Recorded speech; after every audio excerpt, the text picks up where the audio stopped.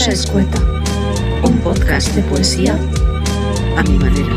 No, a mi manera. No, a mi manera. No, a mi manera. No, a mi manera. No, a mi manera. No, a mi manera. A mi manera, a mi manera. No, a mi manera. A mi manera. No, a mi manera. No, a mi manera, no. A mi manera. A mi manera, no. A mi manera. A mi manera. No, a mi manera. Prosa A mi Escueta. manera. Prosa Escueta. Prosa Escueta.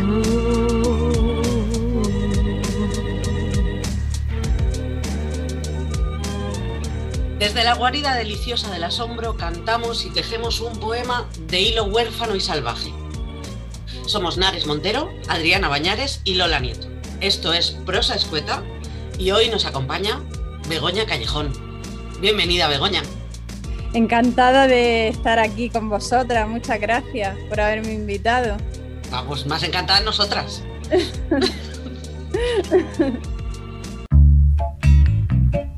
En el Dédalo perdidas. En el Dédalo perdidas. Misericordia. Tengo que dar muerte a la planta terminal que aguarda en la cocina, a lo que ocupa espacio sin aprovecharlo. Tengo que dar muerte a lo irreparable. Me consta que debe morir lo que agoniza, la esperanza de agua nueva que nos anegue y estanque, del limo nacerá vida. Ha de morir el reflejo voraz, el perpetuo holograma de la cima inalcanzable, la báscula que mide lo que damos. Tiene que morir esa vieja pena por una misma, las razaduras del resentimiento, la zanja en la que se esconde la cobardía. Temo alumbrar el rincón de las miserias, el lodazal en el que nos convierte la distancia, ese monstruo de mutismo que arrasa. Temo a la calología y la falta de intención, la mancha tendiendo a la mediocridad, este silencio sin amparo, este recelo miope, recolectado, apósito, placebo, la escombrera en que se puede convertir una amistad. Misericordia. Miro estos despojos que acumulo y brillan como tesoros de córvido. Sinceramente hablan, sin temor ni aturdimiento, contienen su beldad sin disculparse y muestran sus bordes afilados. Pero hoy ha de morir lo puntiagudo, lo susceptible de seguir haciendo daño, el afán de acumular trastos y deudas. Y tienen que morir los espolones con que te arreas, la huera astilla que te clavas, el fardo de piedras de la espalda que aún llevamos a cuestas. Hoy tienen que morir para que viva lo que tiene que vivir, el hueso lavado, los cimientos, la sensación de emerger del lago con vida. Tiene que vivir la boca, los labios, los dientes, la lengua, las encías, paladar, gaznate, campanilla, el lugar desde el que mi cuerpo te nombra.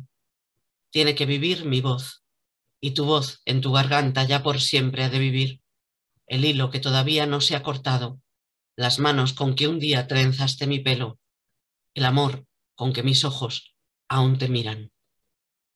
Un temor primero y un acercamiento de la mano a la distancia adecuada. Mira bien qué es lo que te puede hacer daño. Habita el mismo espacio al que habremos de volver. ¿Por qué? Todo está igual pero más rojo. Mira bien qué es. Lo reconoces, te reconozco, pero a una distancia suficiente. Todo está igual pero más rojo. No somos, no eres, no soy, no nos reconocemos. El regreso aún así, y todas las veces ¿a dónde? Hay un huequito siempre aquí para ti, para que duela siempre un poquito más. Nadie me ha tocado nunca. Nadie nunca ha acariciado con la yema de sus dedos un solo pedacito de mi piel. No conozco el tacto humano, la temperatura de un cuerpo humano, el calor que dos cuerpos unidos pueden crear. Nadie jamás me ha abrazado, excepto los perros. No hablamos, tan solo hacemos la realidad. Sucede así, Ha sucedido muchas veces. Los perros y yo nos acurrucamos muy juntos sobre la hierba y poco a poco nuestra carne se abre. Mi carne abierta come la carne de los perros y ellos a lengüetazos y mordiscos comen mi carne, sorben nuestra sangre. Entonces empieza a surgir. Sentimos exactamente. Nuestro corazón es una inmensa manta que envuelve el mundo, latimos, eso entonces, y eso no duele, empieza a no sentirse, a surgir y eso se detiene, no se siente, eso detenido, respira, vuelve a respirar, respira, respira, eso late de nuevo y todo vuelve a producirse poco a poco, empezamos a sentir, latimos, nuestra carne de nuevo se separa. Eso hacemos, la realidad. Todo empieza para los perros y para mí. Volvemos a estar sobre este trozo de tierra. ¡Guau! Bueno, el temazo de hoy son los vínculos, queridas. ¿Os ha dado por pensar mucho en ello o qué?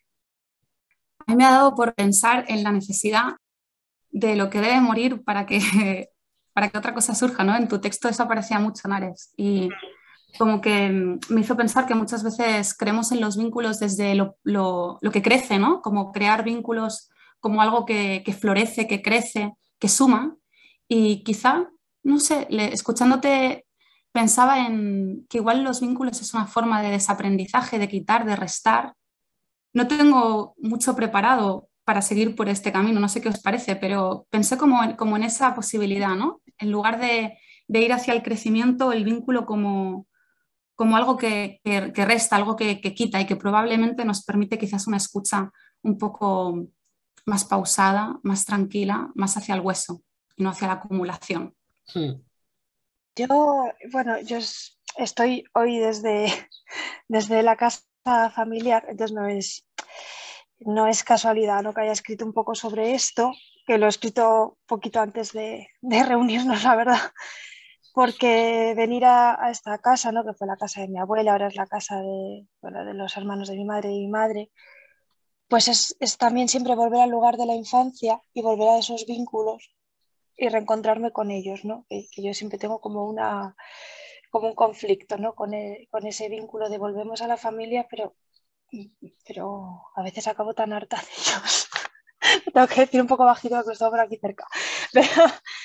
Pero esa relación, ¿no?, del vínculo como, jolín, te atrapa siempre, parece que te atrapa y a veces hay que dejarlo también, ¿no?, marchar y ¡ay!, un abejorro y llegar, ¿no?, a esa distancia adecuada a veces. Entonces eso... Perdona que te corte, Adri, pero es que he flipado mucho con esto de la distancia que has comentado y lo hilo justo con esto que ha dicho Lola, porque hace muy poco tengo en las manos, he ido a buscar aquí al lado un libro que se llama Tres mujeres en tiempos sombríos, que os recomiendo mucho, por supuesto, de Edith Einstein, Simone Weil y Hannah Arendt, y es Hannah Arendt la que dice... el solo ser uno del amor excluía, según ella, al igual que para Hannah Arendt, a la amistad. Ese milagro que consiste en mantener la distancia con el amado. La amistad respeta la autonomía del otro, su diferencia, su alteridad. No cae en la antropofagia, no confunde el tú y el yo. Y cuando lo he oído, ha sido como, ¡venga! Porque además es un pensamiento como que últimamente me ha hecho pensar mucho en eso, en cómo nos planteamos las relaciones y cómo nos vinculamos. Muchas veces desde lo traumático, ¿no? Desde lo que tú me puedes dar, desde aquello que anhelo del otro, desde el no sé cuántos. Y efectivamente, a mí lo que me pasa o lo que me viene pasando últimamente con el tema de los vínculos es que consigo ver el vínculo mucho más nítido con la distancia, ¿no? A veces con distancias que suponen la ruptura del vínculo. Bueno, la ruptura de la relación, no del vínculo. Porque de repente no sé si a vosotras os ha pasado, pero cuando rompes una relación, ahí te das cuenta del tipo de vínculo que tienes y la relación, a pesar de que se haya roto, puede continuar en una. sola de las partes. Bueno, yo considero que continúan las dos, pero al menos ya no hay, digamos, un trasvase de informaciones, ¿no? Se queda solo en una, pero la relación continúa siempre. Sí, yo pienso que sobre todo me ha gustado mucho lo que ha comentado Lola, de que Al siempre resta Al de alguna manera, porque los vínculos a nivel emocional sería pues básicamente eso, la relación entre dos personas o entre tres personas, algo muy humano, ¿no? O incluso entre los objetos también, ¿no? Se están haciendo muchas teorías al respecto, pero hay vínculos buenos o positivos y vínculos negativos. Por ejemplo, yo puedo decir que en mis libros casi siempre trato de hablar de vínculos que restan de alguna manera, ¿no? Siempre hay una carencia, una pérdida, siempre hay como algo que falta, ¿no? Y estoy de acuerdo con lo que has dicho, Nares, de que los vínculos, por ejemplo, en una relación, cuando se pierden, siempre queda el vínculo, porque ¿qué es el vínculo? ¿Qué entendemos por vínculo? ¿No? Yo de todos modos, cuando comentaba lo de la resta, lo decía como intentar de algún modo, sé que esta palabra se puede entender mal, ¿eh? Pero como deshumanizar nuestros vínculos en el sentido de no hacerlos terribles, sino hacerlos como un poco más animales. Creo que nuestros vínculos están en todos los sentidos. Los familiares, ya si nos metiéramos con ellos, ¡buah! Ahí hay como bueno, es fuerte, ¿no? Es fuerte esa especie de reconocimiento en unas personas de las que procedes, pero con las que quizá ya tienes muy poco que ver, aunque el vínculo y la relación sea buena. En el caso de mi familia, a mí me sucede eso. Yo tengo una relación buena, pero es como que vienes de ahí y es un lugar tan extraño en el que reconoces tan pocas cosas, pero sin embargo, para mí lo que intento rescatar, por ejemplo, ¿no? También de ese vínculo es quizá como lo menos humano, en el sentido como lo menos hablado, lo menos racionalizado, como algo más que se acerque a una mera caricia. Creo que mi padre y yo nos entendemos más con una caricia que si nos ponemos a hablar. Entonces, a mí me interesa quizá ese otro modo en el que otros seres nos pueden ayudar a vincularnos. Bueno, no sé mucho sobre botánica ni sobre plantas, pero leí hace tiempo algo que me maravilló, y es que en los bosques, por lo visto, cuando un árbol se está quedando sin agua, bien por donde está ubicado, porque recibe menos agua, ¿no? De manera natural o por algún motivo, hay otros árboles que a través de las raíces, por lo visto, ceden parte de su agua a ese árbol para que no muera. Bueno, es una forma de vincularse en el sentido de la supervivencia, pero también del reconocimiento del vínculo, ¿no? Hay algo que les está ligando de algún modo. Y yo decía lo de restar más ahí. No sé, creo que tenemos mucho que aprender de cómo vincularnos con los otros seres, humanos y no humanos, y seguramente los no humanos nos pueden enseñar como la necesidad de acudir a otro modo de palparnos, que no sea, yo creo que los vínculos humanos se deshacen porque hablamos tanto, nos destruimos tanto con las palabras, nos hacemos tanto daño, no sé. Sí, los gestos muchas veces pueden darnos mucho más que la palabra, ¿no? Y lo que has comentado, por ejemplo, de la familia, ¿no? No es igual cuando nos vamos en psicología, yo soy psicóloga, se llama los vínculos, los apegos también, ¿no? Que sobre todo están en los 2 primeros años, se van formando los 4 tipos de apegos y entonces a través de la adolescencia ya se va marcando un poco más esa diferencia de identidad de cada persona según el espejo que hayamos tenido, por ejemplo, en casa, según cómo hayan sido nuestros padres, nuestros hermanos, la gente que nos rodea. Pero no sé, yo pienso que en mi caso, por ejemplo, lo que has comentado me ha llamado la atención de las caricias o los besos y este tipo de cosas. En mi casa siempre han sido lo contrario, han sido muchísimo más fríos, donde no se ha manifestado de ninguna forma el cariño físico, no ha sido a lo mejor a través de la palabra, pero no a través de algo físico. Entonces, por eso, claro, hay muchas maneras de interpretarlo y de manifestarlo. A mí me flipa esto que habéis dicho de la familia, porque tanto en el texto, que lo hago de una manera evidente, ¿no? Veo el vínculo, sobre todo después de la muerte. Mi madre murió hace 3 años y yo en aquel momento, justo antes de ese momento, notaba ese espacio familiar como lo que habéis descrito, Adriana y tú, Lola. Esa cosa de no me reconozco aquí, no sé cuántos. Y ahora es cuando de alguna manera se está fortaleciendo positivamente ese vínculo, porque puedo mirar a ese lugar y reconocerme. Pero es en la ausencia, es en la distancia, ¿no? Y eso me llama poderosamente la atención. Será por eso que luego a veces establecemos vínculos, sobre todo en el mundillo, en este mundillo que nos une, amigas de lo poético, tan conflictivos, tan chungos, porque de alguna manera nos convertimos también en una especie de familia raruna, ¿no? Como, no sé. También me gustaría ver a mucha más gente como animalicos, con los que me vincularía mucho mejor. Pero siento que reproducimos en nuestras relaciones pseudo profesionales, porque claro, esto del mundillo de la poesía es pseudo profesional todo el rato, vínculos también bastante dañinos. ¿Vosotras cómo lo vivís?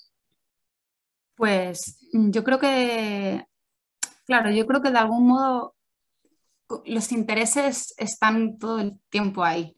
Es decir, en los propios vínculos, de hecho, con todas las personas, ¿no? Muchas veces yo me pregunto qué espero siempre de las otras personas, porque tampoco hay que ser quizá inocentes, ¿no? Nos acercamos a los otros siempre esperando algo. De hecho, nos acercamos a la teta de nuestra madre esperando que nos alimente. Y a partir de ahí se genera un vínculo. Y claro, entiendo que en el mundo de la poesía, como tú comentabas, Nares, pues creo que todas podemos percibir también esos intereses que probablemente nosotras también tenemos. Lo que pasa que parece que cuando el interés es nuestro es más puro y más bonito. Podemos obviarlo, somos seres de luz, como decíamos en el último capítulo, y nuestro interés lo podemos obviar. Pero es probable que, a mí sí que es verdad que, bueno, hay algunas cosas que sobre todo evidencio más en los vínculos generados a través de las redes sociales. Quiero decir, más que los vínculos, cómo los vínculos se muestran a través de las redes sociales, cómo las amistades se muestran a través de las redes sociales, cómo pertenecer al grupo de las personas, digamos, que están de moda, eso siempre se produce a través de las redes sociales, porque es un escaparate. Mira, yo me hago una foto con fulanita, con menganita y por tanto pertenezco al grupo de fulanita, menganita, estoy dentro de los vínculos de los que merecen la pena hoy en día, ¿no? Si en las redes no existieran, no sé cómo lo mostraríamos, igual de otro modo se mostraría, no se me ocurre ahora mismo. Pero eso sí que creo que bueno, es una manera como aparentemente de tejer red, pero de exclusión brutal. Al menos, no sé, yo lo percibo así, ¿no? Es como que aparentemente tejemos red a través de pues yo qué sé, Instagram, etcétera, haciéndonos todas esas fotos, he cenado con tal, he cenado con no sé quién, estoy planeando hacer no sé cuántos con alguien, pero ahí hay también gestos de canon, en el fondo. Yo también veo que tienen que ver esas redes de amistad, hasta qué punto no generan canon, porque personas que pueden tener una cierta influencia también en redes sociales hablan del libro de su amiga, de su amigo, y eso está generando de algún modo, esto es algo que estoy como pensando, ¿no? ¿De qué modo también se genera hoy en día canon? O no sé si podríamos llamarlo canon, igual es moda, no llega a ser canon, porque claro, es otra cosa, ¿no? Pero en todo caso sí se genera moda a través de eso, ¿no? Cuando vemos que un libro, habla de un libro, una persona como que tiene una cierta influencia en el mundo de la poesía, en el mundo literario, ya es como, es mejor eso que no que te hagan una reseña en una revista, que no se la va a leer nadie. Y ahí, antes habéis hablado de lo peligroso que es hablar, pero yo aquí lanzo mi defensa absoluta a el charloteo más vamos, completo, charloteo completo y a todo trapo, porque ahí el silencio es... Pero mortal de necesidad, porque pertenecer a un grupo, como tú dices, es una imagen, es un no sé cuántos, pero no pertenecer es estar en el silencio más absoluto, que no te mencionen, que no te hablen, que no te... nada. Sí. Yo es que es lo que... No, es que este tema... Claro, estaba pensando además, es que por ejemplo, o sea, con el último libro que yo he sacado, los comentarios que están saliendo son de amigos. O sea, me cuesta mucho acceder a otros grupos, o sea, porque, bueno, no sé si por ubicación, porque estoy en Logroño, entonces es más difícil acceder, ¿no? Es que no lo sé. No sé cuál es la historia, Nares, pero sí que es difícil, o sea, es como, joder, parece que si no me conoces, yo no hablo de amistades tampoco, ¿no? Pero parece que si no te empiezan a conocer, no te van a conocer incluso más allá, ¿no? Entonces, no sé, va un poco lo que decía Lola, que es que al final es más esa red de exclusión que se genera con las redes sociales también. También Sí, quiero sí. decir que considero que tengo amigas que se dedican a la literatura y a la poesía y que son amigas de muchísima confianza y con las que tengo una relación muy bonita. O sea, que tampoco es que crea que Claro, suceda esto, pero sí que es cierto que yo al menos percibo, ¿no? Como esa autorización a través de las redes sociales y a través de los vínculos que se generan por las redes sociales. Y eso autoriza un poco a veces como el trabajo. Mm. Bueno, no sé, yo con eso reconozco que entro en cierto conflicto. Yo también estoy con este conflicto y además hace poco me di cuenta, porque pensaba de alguna manera, no sé, un tanto naif, un tanto pueril, que, que esto tenía que ver con ser joven, continuar según qué cosas que hemos visto, ¿no? A lo que apuntaba antes Begoña, aprendemos de los espejos que hemos tenido y no sé cuántos. Pero hace poco, hablando con una colega poeta también, me di cuenta de que en generaciones más mayores a la nuestra, esto también sucede y es una dinámica que es una constante. Entonces, creo que además en el caso de las mujeres, que ya de por sí nuestros vínculos siempre van a estar determinados por a quién le parezca bueno o no lo que haces, que tela marinera, creo que ahí tenemos que ponernos un poco las pilas a apoyarnos, porque es que ya es de, bueno, y si a alguien no le gusta lo que yo hago, ¿qué pasa? ¿Qué pasa? No tiene valor, a pesar de eso no tiene valor que a alguien no le guste, ¿no? Lo que yo hago, lo que haga cualquiera. Yo creo que tiene más valor, Nares. Es decir, quiero decir que es imposible que a todo el mundo, claro, es imposible que a todo el mundo le guste lo que alguien haga, tú o quien seas. Entonces, de hecho, a mí lo que me preocuparía es como que a todo el mundo le gustara prosa escueta. Lo estaríamos haciendo mal. ¿Sabéis a lo que me refiero? O sea, si esto gusta a todo el mundo, ¿qué está pasando? ¿Que estamos haciendo algo para gustar? ¿O sabéis a lo que me refiero? Sí, sí, como la ley del agrado todo el rato. Claro, a mí me parece muy lógico que las cosas no gusten y creo que es un buen síntoma. Ahora, claro, también creo que todo tiene que encontrar de algún modo su cauce, ¿eh? Tampoco estoy proponiendo estar ahí solas. En cuanto a esos vínculos de los que tú hablabas, sí que creo que está bien tejerlos y está bien tejerlos desde una cierta conciencia de también querer cambiar algunas dinámicas. Hablábamos hace poco de a veces algunas dinámicas editoriales, por ejemplo, que surgen, ¿no? En un ámbito literario poético donde estamos hablando todo el rato de los vínculos, incluso de sororidad, de cuidarnos. Y hay muchas veces, y yo creo que todas podríamos hablar si quisiéramos, de alguna experiencia, digamos, traumática en el mundo editorial en cuanto a lo que pasa ahí, ¿no? Y incluso qué elementos o qué relaciones de poder se establecen en algo en lo que tampoco ganamos nada, pero sin embargo también consentimos eso, que para mí también es interesante porque consentimos que alguien a veces un poco juegue o nos tenga esperando mucho tiempo sin saber qué va a pasar. Sí, y cedemos a eso porque queremos que el libro salga publicado, pero claro, ahí es decir, no solamente es quien trata hacia la otra persona, sino también la otra persona que decide entrar en esa rueda. Y ahí creo que también, o sea, que todos tenemos un poco como que todas, ¿no? De pensar qué hacemos y qué no hacemos y qué consentimos y qué no consentimos. Y en el mundo editorial, ¡guau! Es que seguro que conocéis historias, las propias y ajenas.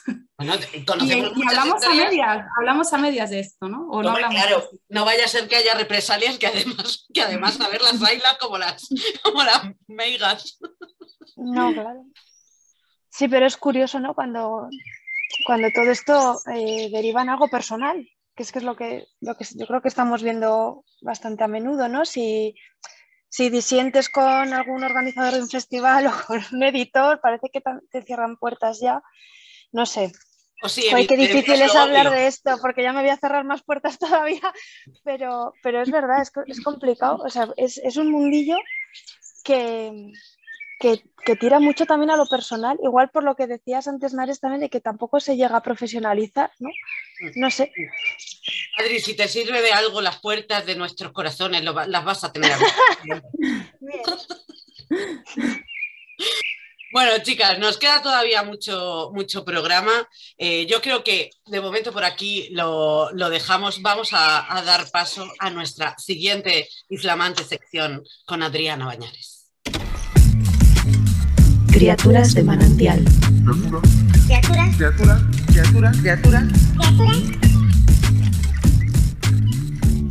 Aquí hay flores panegíricas, un germinar de visiones que pertenecen a la humanidad, no a Dios, una oscilación de palabras, una esquizofrenia imperiosa que levita a cierta distancia del tronco, de las hojas, perfilando tal vez una rama de cerezo o tal vez se trate de un pino, y así relativizamos la metafísica, los nombres, las estadísticas que proliferan como heridas, el movimiento del cuerpo, la espera. Esto que acabo de leer es el comienzo de la breve aproximación al texto que hace Begoña Callejón de su fábula material, el último poemario que ha publicado con Barleby Editores hace muy poquito y que hoy tenemos el placer de presentar aquí en Prosa Escueta, ¿no? con la presencia de Begoña Callejón, que bueno, Begoña es psicóloga, trabaja como psicóloga y también es autora de multitud de libros de diferentes géneros, ¿no? No solo de poesía, sino también novela, ensayo e incluso cuentos infantiles. Su poemario Palabras para un cuerpo de ceniza obtuvo el primer premio Frances Bru en 2007 y en su obra más reciente, en poesía, nos podemos encontrar, entre otros, El Hospital de las Muñecas, que salió en 2015, el libro híbrido Hotel Útero, de 2018, y como comentábamos, Fábula Material.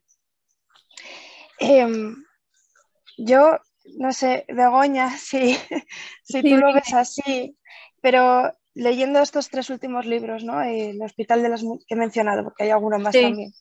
El Hospital de las Muñecas, Hotel Útero, Fábula Material, que igual a simple vista son tres campos, tres historias, tres narraciones muy diferentes, pero yo veía un poco ese vínculo. Sí. Lo conductor entre los tres.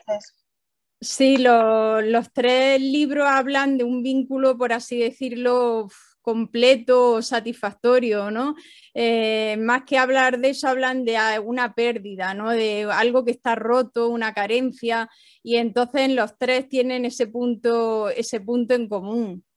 El del Hospital de las Muñecas, cuando habla, por ejemplo, de la infancia, por empezar con alguno, habla de la infancia y nos viene a decir que los niños son muy vulnerables, ¿no? Y que por lo tanto los vínculos que quieren establecer son muchísimo más fuertes que unos adultos, son más primarios y buscan en muchos momentos cubrir esas necesidades básicas de alguna manera, sea la edad que tengan, ¿no? El vínculo... Por ejemplo, ¿por qué hablo en el Hospital de las Muñecas de muñecas? Estoy hablando en el fondo de las niñas.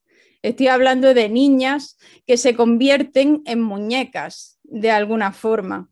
Porque, ¿qué pasa cuando vas a un hospital? Pues cuando vas a un hospital pierdes de alguna manera tus vínculos, pierdes la relación cercana que tienes si eres un niño, pues con tu padre o con tu madre o con tu hermano. Entonces esa pérdida, por eso cuando enumero cada uno de los poemas del libro, le pongo un número, porque es como si cada persona, cada niño se convirtiese, o cada muñeca se convirtiese simplemente en un número.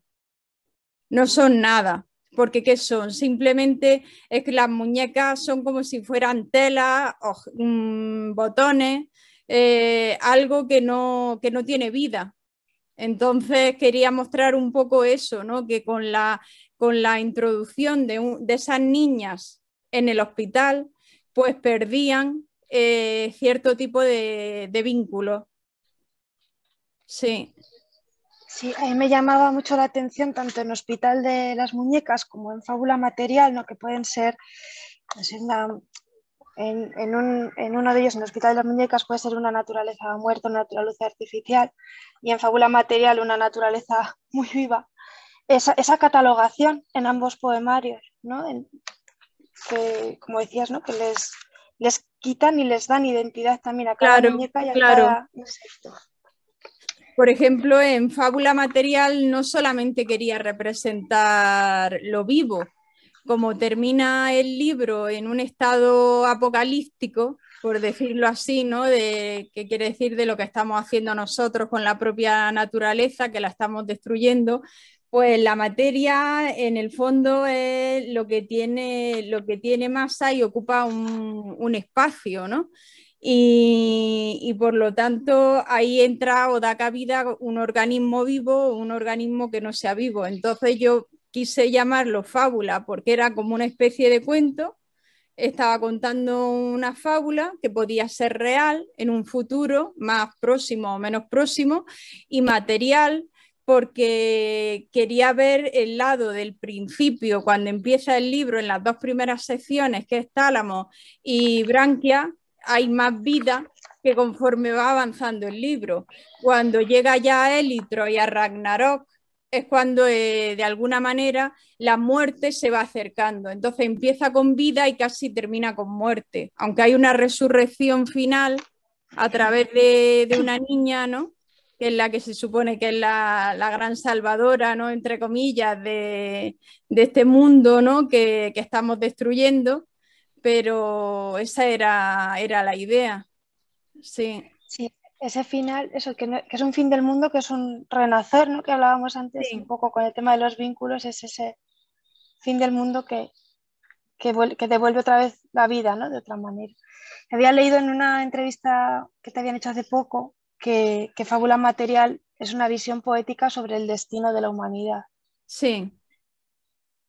Yo pienso que, bueno, no solamente lo pienso yo, pienso que lo cree mucha gente, ¿no? Que la humanidad, si sigue por estos mismos derroteros, por estos caminos, pues no va a terminar muy bien, porque la estamos destruyendo a muchísimos niveles, no solamente lo que represento yo aquí, ¿no? De lo que es las plantas, los árboles, los animales marinos, los insectos, no solamente eso, es todo, un todo, ¿no? Entonces, a la hora de destruir ese todo, pues no sé, supongo que de alguna manera el mundo llegará de otra forma en el futuro, pero nadie sabe cómo será. Yo me imagino miles de fantasías sobre distintos tipos de mundos diferentes, pero no sé cuál será el que realmente pasará.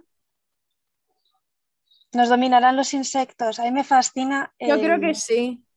el dar voz a los insectos. Mira, mientras estoy hablando contigo, tengo una araña paseando por el móvil.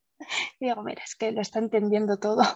Qué bonita que es. Sí. Me gustó mucho una foto que compartiste, que había una cucaracha en un zapato tuyo, que normalmente Sí, las cucarachas nos aterran o nos repugnan. Y sí. ese cariño a los insectos me fascina y cómo lo muestras también en todo Fábula Material, ¿no? Cómo les das esa voz. Me Sí, encanta. sí, yo recuerdo cuando era pequeña, ¿no? A lo mejor con 7, 8 años, que recuerdo que estaba bañándome en la piscina, que en verano nos íbamos a veranear a una zona diferente, ¿no? Y recuerdo de estar en la piscina y ver a lo mejor escarabajos o ver algún tipo de insecto y me encantaba cogerlo y me quedaba embelesada mirándolo y acariciándolos casi. Y digo, estoy loca, perdida, pero me encantaba. Me encantan los animales y a lo mejor ve algún insecto, no sé, una mariposa o las libélulas. Tengo un montón de fotos que tengo hechas libélulas porque me parecen unos seres maravillosos, preciosos. Entonces siempre he tenido como cierta fascinación hacia ellos, sí. Qué guay. Y bueno, yéndonos un poco a Hotel Útero, Sí, que vamos al propio cuerpo, ¿no? Para mí cuando me acerqué a Hotel Útero me parecía poesía, aunque sí que veo que lo sueles definir como libro híbrido, como más sí, diario, y ahí es, ¿no? Cuando hablas de ti, ¿no? Ya quitas la voz a las muñecas y te pones... ¿Cómo fue esto, Begoña? Pues empezó Hotel Útero cuando me hicieron una histerectomía que fue en el año 2018 y estuve un mes hospitalizada, que luego recuerdo que el mes posterior en casa fue casi peor también, ¿no? Que no quiere decir que cuando sales estás perfectamente.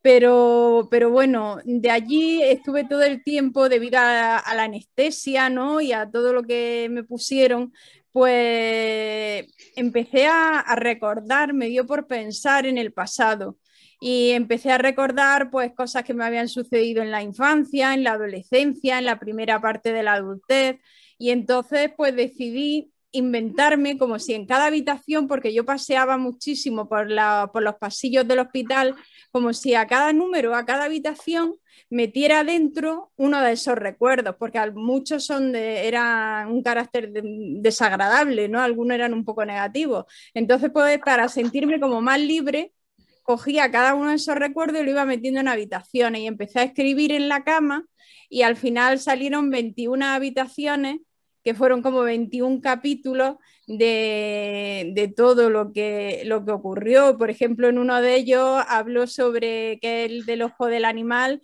habló sobre un vínculo también, que es la relación con mi perra, que tuve un accidente y allí pues las dos, mayor vínculo que ese, pocas veces se viven, ¿no? Que no tienes por qué vivirlo con un ser humano.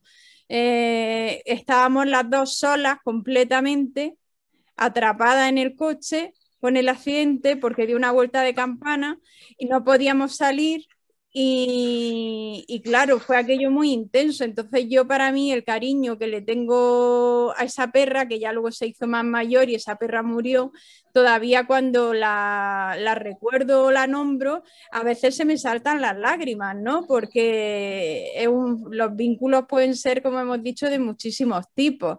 Y ahí habla sobre la perra, habla también de las relaciones familiares, también, sí. Sí, es demoledor ese texto, ese comienzo, no sabemos dónde está la perra. Sí, es que vemos ese dolor sí, absoluto, sí. ¿no? Y luego, bueno, yo es que me emociono muy fácil, pero cuando ya llegas hacia el final, ¿no? y aparece la perra con el ojo de cada color. Menos mal. A mí me pareció bellísimo lo que hiciste también en Hotel Útero. Yo soy muy fan, Begoña, te sabes que decir, yo soy muy fan tuya. Y entonces agradezco muchísimo Prosa Escueta por darnos esta oportunidad de estar aquí hablando contigo.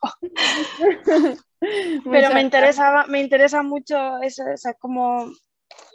cómo cedes la voz a la naturaleza y cómo desde la naturaleza muerta como eran esas muñecas, hablas del propio cuerpo, ¿no? y de toda la humanidad. Me parece increíble. Sí, porque supongo que en cada libro me gusta que sean muy diferentes unos de otros, aunque a lo mejor tengan sus nexos y sus puntos en común, ¿no? Que hable siempre de unos mismos temas, ¿no? Porque se puede ver claramente los temas que más me preocupan, ¿no? O de los que hablo. Pero siempre pues me gusta saltar, es como dar un pequeño salto de una cosa hacia otra. Entonces en el Hospital de las Muñecas me dediqué a hablar de otras personas, en Hotel Útero hablé de mí misma y en el fondo en Fábula Material, aunque esté hablando del mundo que se está destruyendo, también hablo de mí, muy por debajo, que en la superficie no se ve, pero por debajo está también presente. Entonces, pues supongo que tienen muchísima relación los tres libros. Te quería preguntar también, Begoña, por la manera de recitar Fábula Material, ¿no? Porque Sí. no te podía ver en directo todavía, pero en vídeos que he visto, ¿no? Cómo te caracterizas con un vestido negro, con la pintura de los ojos como un antifaz, ¿no? Si no recuerdo mal. Todo ese proceso, ¿no? Para defender recitado Fábula Material, ¿cómo es? ¿Por qué? Sí, pues yo de alguna manera en los últimos recitales que di de los últimos libros cada vez me iba sintiendo como más incómoda Esa es la realidad. Me sentía incómoda a la hora de recitar. Notaba que tenía que producirse como un cambio en mí, pero no sabía exactamente cuál era el camino ni qué tenía que hacer. Entonces, todo fue que un día me topé con un vestido negro que tenía unos flecos que salían de los brazos, ¿no? Y de repente me quedé mirándolo y dije, al verlo, lo vi claro y empecé a pensar en los árboles, en las ramas de los árboles y cómo se mueven, se agitan, ¿no? Las hojas, y entonces empecé a pensar en movimiento. Y entonces todo eso me llevó a la posibilidad de que quizá lo que necesitaba era moverme. Yo, por ejemplo, una de las cosas que me ocurre también, entre muchas otras, es que tengo un temblor esencial, ¿no? Que suelo tener un pequeño temblor que es ahí permanente. Entonces, a la hora de representar o hacer esa representación o performance, donde yo me empiezo a mover y como lo que te he comentado, los árboles, los insectos, las mariposas haciendo que vuelan, ¿no? Pues todo eso es una manera de sentirme más libre, porque ya veo como que no se están fijando en otro tipo de cosas. ¿Sabes lo que quiero decir? Y entonces me empecé a sentir por primera vez libre. Me sentí libre haciendo ese tipo de... Y bueno, y voy como si fuera como una especie de mapache, voy con un antifaz puesto, que la única diferencia es que cada vez cambia de color. En cada ciudad que voy me elijo un color diferente. Es una manía que me ha dado, coger un color diferente para cada ciudad, y luego el velo sí lo llevo intacto, no, está un pelín roto porque mi gata se ha dedicado a arañarse la uña en el velo de novia, pero sí, sí. Fantástico. Bueno, a ver si te puedo ver pronto, a ver si te puede mostrar por Logroño, exótico Logroño. Y nada, no sé si Lola o Nares quieren hacerte alguna pregunta. Yo sí, yo ya le he confesado a Begoña antes que llevo una semana con su libro en el bolso y que no he encontrado el momento. Ahora ya, después de hablar con ella, pues si tenía ganas, cada vez han ido a más, ¿no? Pero sí que echándole un vistazo,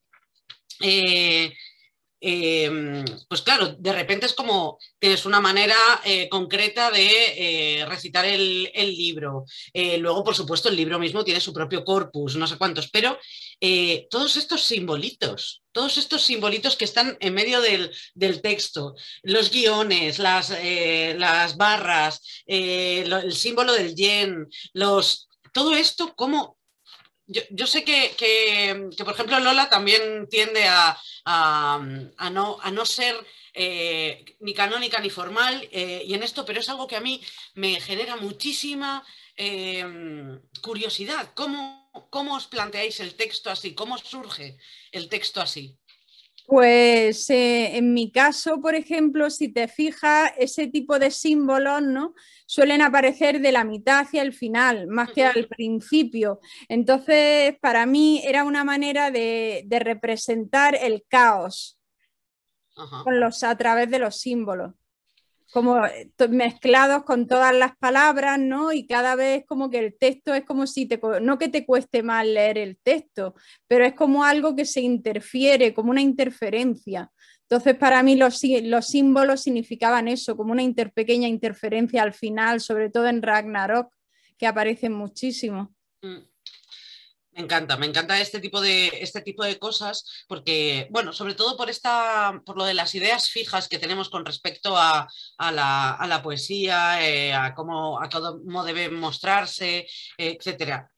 Yo sé que esto no es algo nuevo, pero aún así, como a mí no me sale, o al menos no de momento, no me ha salido en un texto, pues siempre es como, ¿cómo llegan a ello? ¿Por qué? ¿No? Hay momentos en los que hay corchetes cerrados, cerrados contra sí mismos, ¿no? Sí. Y entonces eso a mí como diseñadora me flipa, porque de repente para mí tiene una personalidad propia, solo lo que está conteniendo ahí tiene una personalidad propia y entonces es como, Dios, tengo que echarle mano. Antes de que Lola, por si acaso, no sé si Lola tiene algo que preguntarte, pero yo sí te voy a pedir, después de que Lola te pregunte, que nos leas un poema Vale, muy bien. de fábula material, claro. Muy bien, muy bien. Pregunto rápidamente, Begoña. En realidad son dos preguntas. La Qué bien. primera es si nos puedes hablar un poquito, si es que hubo, claro, algunas lecturas que fueron cruciales durante la escritura, ¿no? Porque muchas veces la escritura está vinculada a la lectura también y a veces incluso es como el motor incluso de la propia escritura, ¿no? Que leemos y eso de alguna manera como que nos lleva al camino de la escritura. Entonces, si es que hubo algún libro, algunos libros que para ti fueron importantes en ese momento. Y la otra pregunta, te las lanzo las dos, es ¿en qué estás ahora?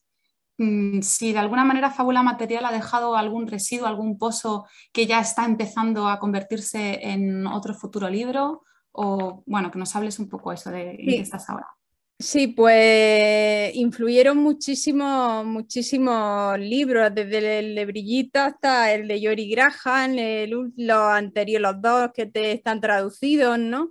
Y un montón de libros, porque cuando me dispongo a escribir un nuevo libro, antes me dedico cada día que escribo, me dedico una hora antes a leer poesía de diferentes cosas, ¿no? Diferentes tipos. Entonces eso hacía también, ¿no? Que no tengo alguien concreto, ¿no? Una poeta concreta, por ejemplo, que se pueda decir que era la que marcó el camino. Y tu segunda pregunta es ¿qué voy a hacer a partir de ahora? Pues tengo un libro que saldrá publicado el año que viene, lo más seguro, al principio iba a salir para otoño, pero yo creo que saldrá en el invierno del año que viene, que nos habla sobre el pueblo sami, que no sé si lo conocéis, pero el pueblo sami son los habitantes de Laponia que están en la zona norte, que ocupa tanto Noruega, Suecia, Finlandia y parte de Rusia. Entonces son como unos pastores que viven allí y se dedican al pastoreo de renos. Lo que pasa es que cada vez los gobiernos de los distintos países han ido haciendo cada vez más presión para que cada vez suban más hacia arriba y lo están presionando cada vez más. Entonces se están teniendo que dedicar a otro tipo de actividades, como por ejemplo vender objetos en tiendas para los turistas. Entonces yo he estado allí en 3 ocasiones y he tenido la oportunidad de hablar con algunos de ellos y te cuentan un poco así entristecidos, ¿no? De cómo ha ido pasando a lo largo de los años, cómo ha cambiado su vida, ¿no? Y el miedo que tienen, ¿no? Entonces quería, como me fascina toda la zona nórdica, pues quería escribir un libro sobre algo relacionado con lo nórdico y pensé escribir sobre ello. Sí. El poema, por favor. Allá voy. Para definirte, utilizaría la palabra carencia, porque uno piensa en rigidez y el mundo deja de cubrirlo todo. La imagen se difumina, se hace sombra. Es un viaje largo, tal vez petrificado. Hay bosques que poseen la velocidad del huracán, follaje desplegado en trozos minúsculos, cuerpos apretados, sentados junto al pozo vacío, junto a la grieta, manteniendo la distancia con el tronco, con la raíz, la mayoría del tiempo inmóvil. Happy, happy, happy. Ha comenzado a llover. Aquí hay sitio para mucha gente. La tierra desaparece. Fotograma a fotograma. Madre, no hay motivo alguno para que te mires los pies, para que salgas así en la foto. La tierra conversa con la tormenta negra en la cueva templada de la entropía. Existe el trance, pero sin sintaxis, sin pulso, esquizofrenia feliz. Aquí no hay poesía. Si el mundo significa escenario, he oído un ataque de soberbia, una palabra prestada, un discurso de impotencia. Uno tiene lo que tiene. Ruego al universo, a la confesión responsable, mientras escribo efímeras frases privadas que en realidad obstaculizan la lucha entre los mundos. Hablo de intervención, de una sola acción. Bueno, muchísimas gracias, Begoña, por estar esta tarde con nosotras. Y nada, voy a dar paso a Anacrónicas de Modé con Lola Nieto. Muchísimas gracias, Begoña. Gracias a vosotras.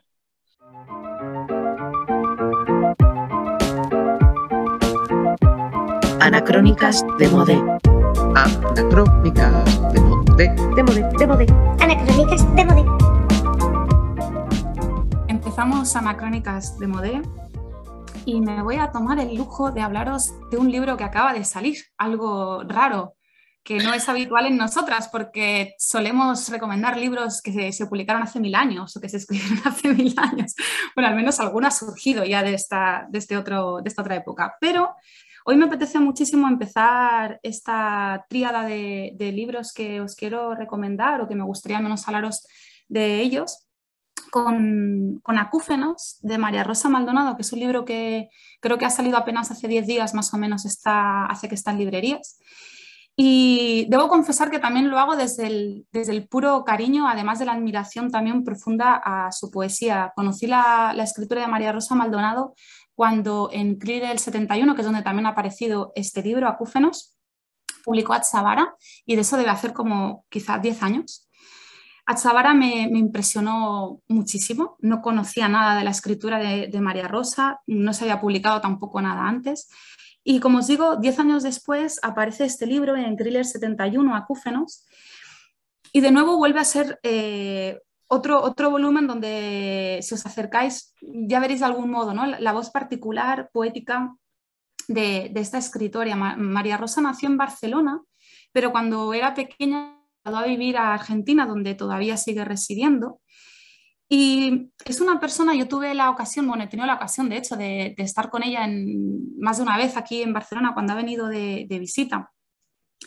Y es una persona que desborda una sabiduría, además omnívora, increíble, porque sabe de ciencia, de física cuántica, pero también de pensamiento oriental, de budismo, de filosofía occidental. Es decir, es una persona que es en ese sentido humanista, ¿no? Todavía como esas personas que yo creo que no quedan, pero humanista en el sentido del conocimiento, no tanto en poner a la persona o al hombre en el centro de ese conocimiento. Eso en ese sentido no es nada humanista.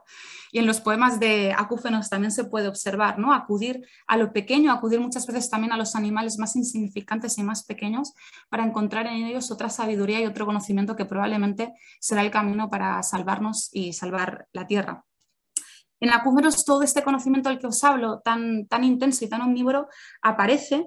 Los acúfenos, seguro que sabéis, ¿no?, son esos sonidos que algunas personas perciben, que no es un sonido externo, sino que es un sonido que el propio cuerpo, sin saber muy bien por qué, crea. Y de algún modo es una metáfora, creo, en el libro de María Rosa, de todo aquello que sin saber que somos también somos, sin saber que está ahí, pues también nos está atravesando. Es un modo quizá de escuchar también, ¿no?, todo eso otro, deshacernos en la identidad para acudir a lo que nos convoca. Os voy a leer un par de poemas para que veáis el tono y para también, pues si os animáis, que acudáis al libro. El primer poema se titula Sokushinbutsu. El hombre que bebió y bebió el té venenoso del Urishi, está desapareciendo de este mundo y apareciendo en el mundo del árbol. Él ya no ve. Es el árbol ahora quien en amorosa meditación lo mira, contempla su oscura corteza de hombre seco que se contrae sin ruido en el pozo de piedra donde espera sin certeza ninguna la restitución, la visitación, la habitación de la luz. Y el segundo poema se titula Muerte y resurrección del oso de agua. El oso de agua también es conocido con esta palabra muy bonita ya de por sí, tardígrado, los tardígrados o los osos de agua son unos bichitos muy pequeñitos, aunque por lo visto si están en edad adulta los podemos percibir, aunque son diminutos, pero podemos llegar a percibirlos.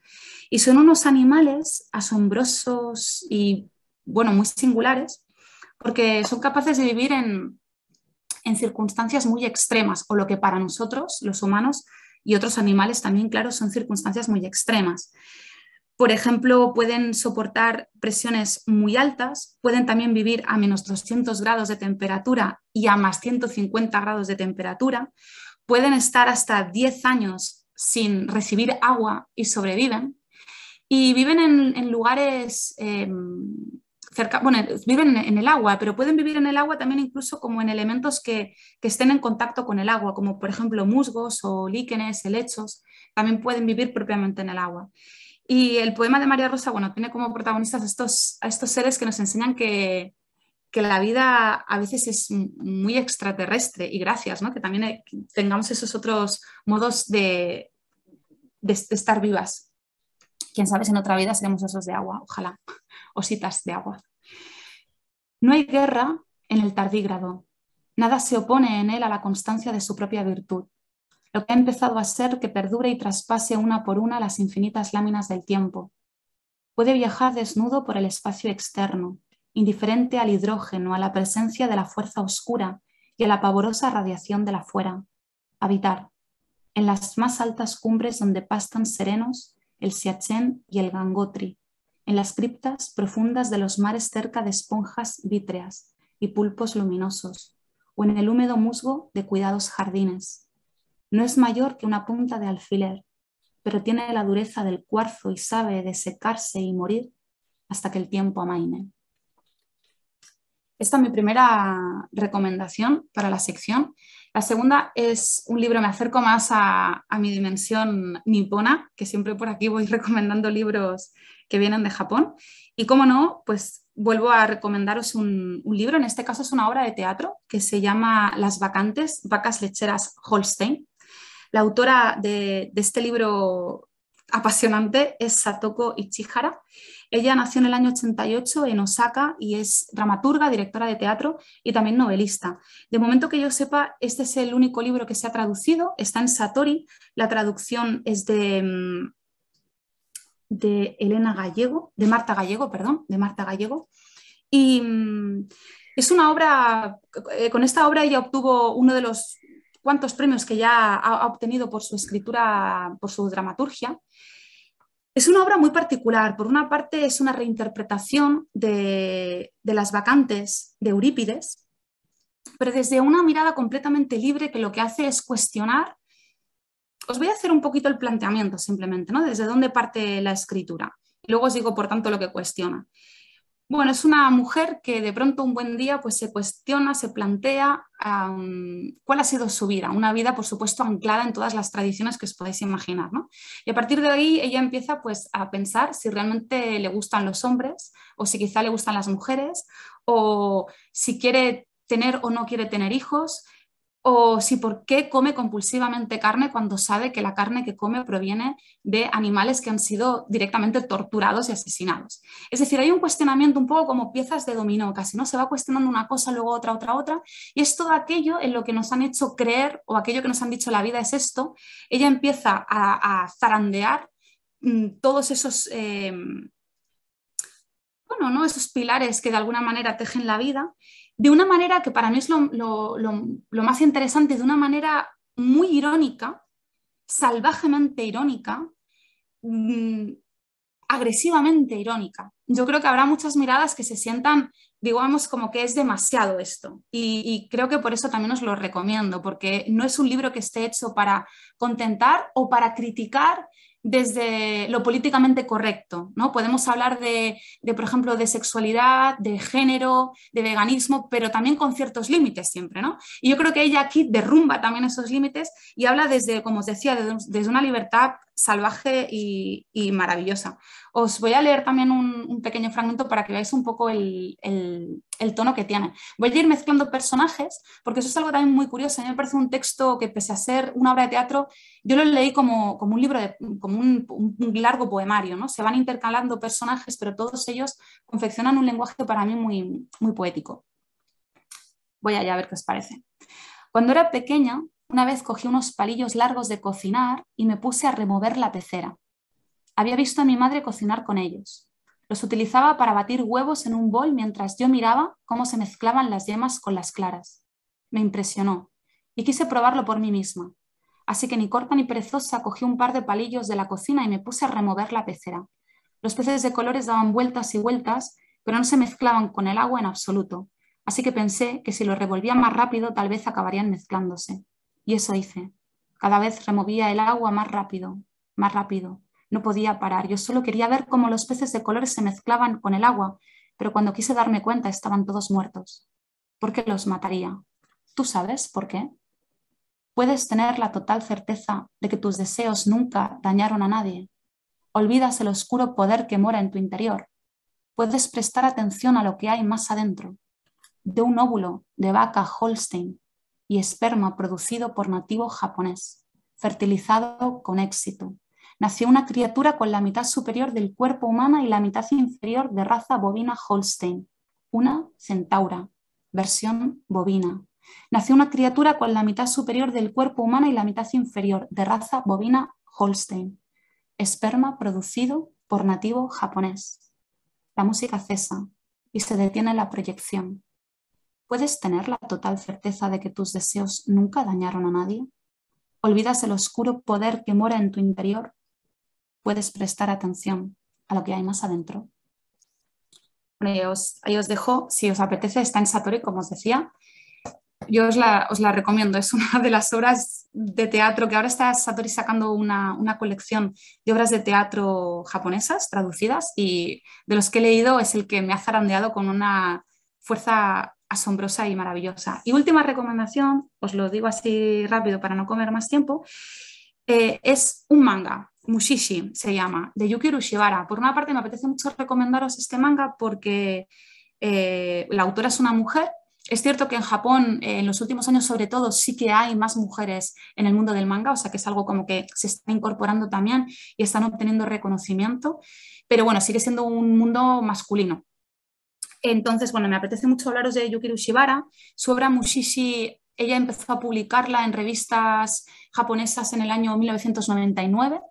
Acabó con toda la saga de los Mushishi en el año 2008 y a partir de ahí se recopiló. Es una obra, digamos, larga en el tiempo, ¿no? En su hechura temporal, también en cuanto a lo que ocupó, porque al final, si os apetece leerla, la publicó Norma en 10 volúmenes, o sea que son un montón de historias que ella a lo largo de toda esa década fue publicando en revistas y al final pues tenemos, ¿no?, como toda esa saga. Os explico de qué va esto de los mushishi y además está bien porque hemos hablado antes de insectos. Mushi en japonés significa insecto y el mushishi es de algún modo como el maestro de insectos. Es cierto que en este manga los mushi, o la palabra mushi, no significa insecto sin más, sino que es algo así como una forma de vida previa a todas las categorizaciones. Los mushi no son realmente ni plantas ni animales, sino que algo como que de algún modo queda en un reino intermedio. No todo el mundo puede ver los mushi, son seres en ese sentido daimónicos, ¿no? Como que algunas personas pueden verlos, otros no. Están como uniendo el mundo de los humanos y otro mundo que está más allá o más acá, pero no se sabe muy bien cuál es, pero que conserva de algún modo como la beta más pura de la vida.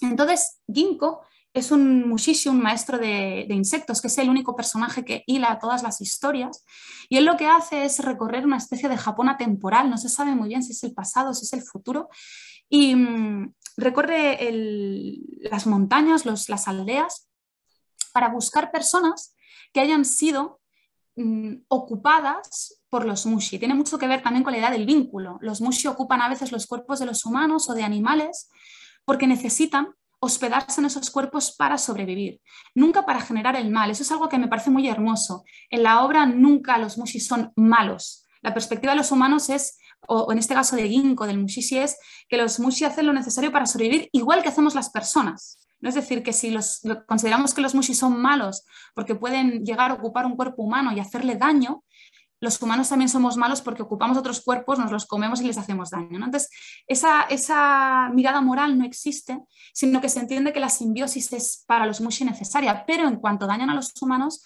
pues lo que intenta Ginkgo es buscar otro lugar para que los mushi puedan vivir, pero que no destruyan a la persona, ¿no? El cuerpo humano en el que se están hospedando. Y hay una de las historias, de las más de 50 historias que pueblan este manga, que se llama El mar de escritura, y creo que como nos dedicamos a escribir, pues os va a encantar. Es una chica, se llama Tanju, y nace con el estigma color de tinta, que significa que tiene la pierna toda de color negra, porque allí reside un mushi.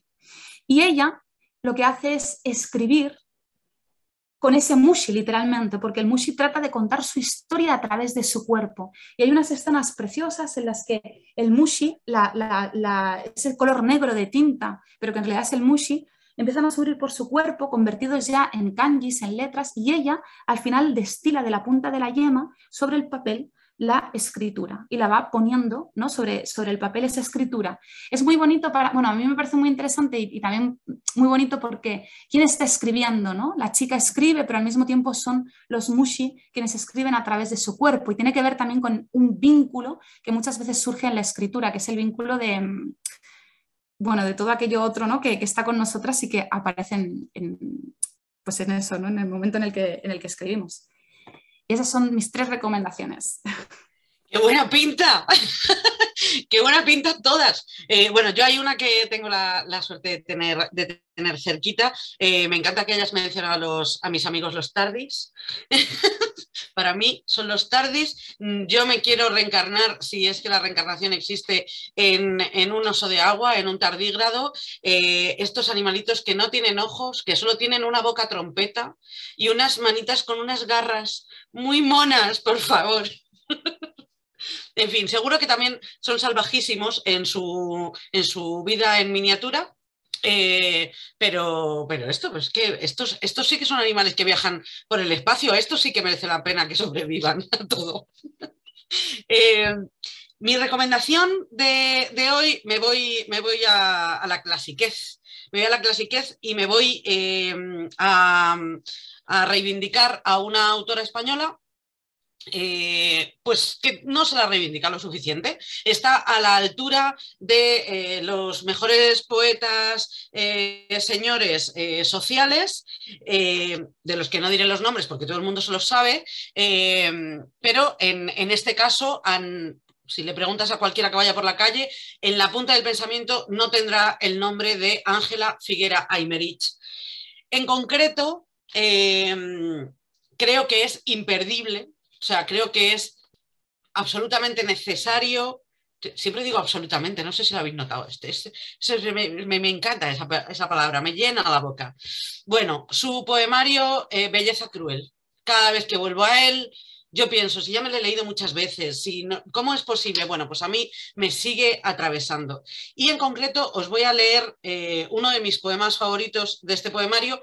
Es difícil porque los tengo todos señalados, me vuelven loca a todos, pero este se llama Niño con rosas. Sucedió en el recinto de una casa decente, en el seno de cierta familia comedida y honesta a través de los años, un hogar respetable. Todo se hacía de manera discreta y el sofá de la sala recogía amoroso distinguidas visitas bajo el bello retrato del abuelo ministro. Nació el niño a su hora, correctísimamente, con el llanto obligado, quizá un poco más suave de lo que es la costumbre, pero todos lo vieron. Se notaba enseguida. En vez de ojos, tenía 2 magníficas rosas. Qué cruel desconcierto en la honrada familia. Se quedaron atónitos, con un tanto y un cuanto de terror y vergüenza. El papá, funcionario, personaje importante, era el más afectado. Con los brazos en alto hizo malos pronósticos. Esta rara criatura no valdrá para nada, no lo entiendo. 2 rosas para andar por el mundo. Se olvidaban mirándole, se olvidaban de todo. De lavarle y vestirle, de ponerle en el pecho. Él seguía llorando por sus rosas, seguía dulcemente llorando. Fue la madre la única, ya un poquito repuesta, que no hizo aspavientos ni extrañó lo más mínimo. Tomó al niño en sus brazos, lo meció tiernamente, le besó las mejillas, le tocó los cabellos, sonrió al funcionario. No te enfades, no es nada. Es un niño precioso. Verá cosas divinas, olerá a primavera y además siempre es bueno tener rosas en casa. Esa es mi recomendación. Podría daros más, pero yo me conformo con que la mitad de quienes nos oigan se hagan con Belleza Cruel, que por cierto, si lo queréis con un poquito de descuento, en la página web de Torremozas, poniendo el código deliciosas, os hacen un 5% de descuento solo por ir de nuestra parte. Así que ya lo sabéis, aprovechad. Bueno, yo voy a recomendar también una novedad y voy a hacer un poquito de autobombo. Voy a recomendar Sinestesia, que es un poemario del que estoy súper orgullosa y que me encanta, porque es el poemario de mis alumnos del taller de poesía de la UPL, que sale ahora, lo presentamos ahora a final de curso. Y bueno, es del curso anterior, del año pasado, que hablamos sobre todo de escribir poemas que apelaran a los sentidos, o sea, no trabajar tanto la figura literaria de sinestesia, que también la trabajamos, sino que fueran poemas muy sensoriales. Entonces voy a leeros un poema de bueno, no me gusta llamarlas alumnas porque a veces he aprendido mucho más con ellas, Arantxa Moreno. El poema se titula Lobo. Dime cuántas veces has tragado arena roja. ¿Cuántas veces tu lengua espesa ha jugado a verbalizar sueños? Cuando la hiel del desengaño ha impregnado tus sentidos, ocultando el dulce frescor de las fresas en unos labios desconocidos. La tierra es amarga, obliga a escupir constantemente, intentando morder con fuerza el sueño que te hizo huir lejos. Mirar atrás es mirar el vacío. Ya no perteneces a ningún sitio. No hay lugar para ti en esta tierra que se antoja ausente. Muerdes con fuerza un limón podrido encadenado a tu boca, último recurso para olvidar el sabor de su piel, una cáscara de nuez, y todo queda atrás, los bolsillos agujereados de cansancio, cerrar los ojos. Vino amargo a diario, las fresas no se comen, tragar el silencio, enmudecer, no hay quejas, los dulces no son para ti. Caminar, la soledad mastica un pellejo oscuro, 1000 lobos se esconden, acechan, atacan y luego rezan. Pues eso está aquí en Sinestesia. Y esa era mi recomendación. ¿Dónde lo puede Dime. comprar la gente? En cualquier librería. Se puede conseguir en cualquier sitio. Sí, lo hemos lanzado a distribución. Somos unos estupendos de la vida. Pero sí, bueno, es parte del curso también, que les hablo de cómo enfrentarse al mundo editorial, buscar editoriales y tal. He sido tan pesada con que buscaran editoriales que distribuyeran sus libros, porque sorprendentemente hay muchas que no lo hacen, que vamos, no podía no ser coherente con esto. Así que vamos, si buscáis Sinestesia, lo encontraréis. Begoña, no sé si te apetece recomendarnos algo. Siéntete libre, ¿eh? Como tú quieras. Sí, me gustaría recomendar un libro que tenía aquí justo al lado en la mesa, porque lo he estado releyendo esta mañana. Es de Joyce Mansur, Gritos, Desgarraduras y Rapaces.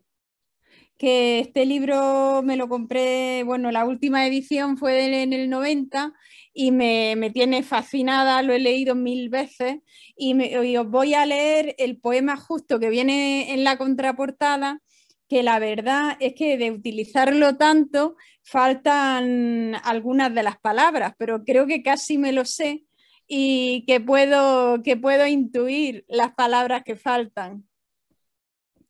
No comáis los niños de los otros, pues su carne se pudriría en vuestras bocas repletas. No comáis las flores rojas del verano, pues su savia es la sangre de los niños crucificados. No comáis el pan negro de los pobres, pues está fecundado por sus lágrimas ácidas. y echaría raíces en vuestros largos cuerpos. No comáis a fin de vuestros cuerpos se marchiten y mueran, haciendo germinar sobre la tierra en luto el otoño. Me parece, no sé, es muy desgarrador este libro. Y siempre he tenido como, no sé, me ha gustado muchísimo, y haré una recomendación rápida de otro libro que en este caso no es poesía, es cuento, pero que me fascina, que también lo he leído un montón de veces. Es de Virginia Woolf, que se llama, bueno, está publicado en Alianza 3, Relatos Completos. Este libro me encanta porque me costó muchísimo conseguirlo, porque es muy antiguo y no lo encontraba ni en ninguna tienda de segunda mano ni nada, ¿no? Y es precioso. Los relatos, para mí esto es prosa poética pura.